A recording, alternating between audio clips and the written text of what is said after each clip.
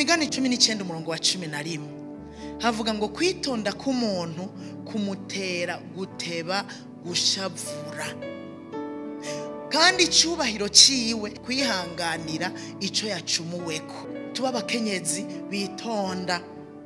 Icyubahiro sahandi uzogikura mu kwihangana wacumuweko. Wihangane mu rugo, twihangane mu kazi, twihangane ibintu byose, twige kwihangana. Navuze ngo kugira bakubone agakiza, bakabone neza, baranabipimira mu kuntu wihangana. Tuba bitonda, kandi witonda ishavu ntiryihuta kuza. Mu Migani 14 umurongo wa 29 ubuteba kuraka aba ari umunyabwenge bwinshi, ariko ikirandamuke cihaye ubupfu. Kandi nagira ndababwira ukaba ugifise ishavu, nasanze ishavu ari kidayimoni kibi. Ni kidayimoni kibi kigutuma uba mubi, kigutuma uba antipatike. Wari mwiza wikoze nyene usa neza, ukitravaya mugabo, ukambara neza, mugabo ishavu rikakuranda antipatike. Ishavu rigatuma abantu babona ngo uri mubi kandi utari mubi.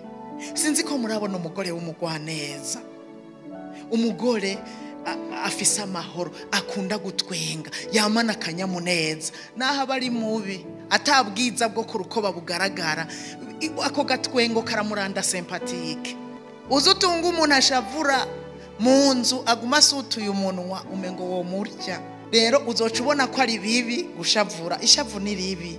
Umuntu rero ateba gushavura yihangana, ubu niwe munyabwenge, niwe Bibiliya yise umunyabwenge.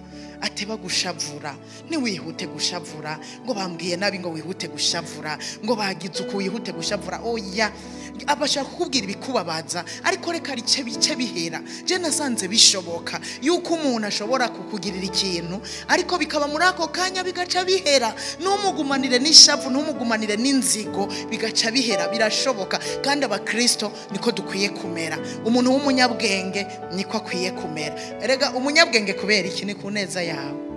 Ugize ishavu gica wewe. Abantu baragwara amaestoma kubwishavu, abantu bakameneka imitwe, bakagwara ama migraine kubwishavu, abantu baka amatension akaduga, cyangwa hari n'abagira hypotension kubwishavu.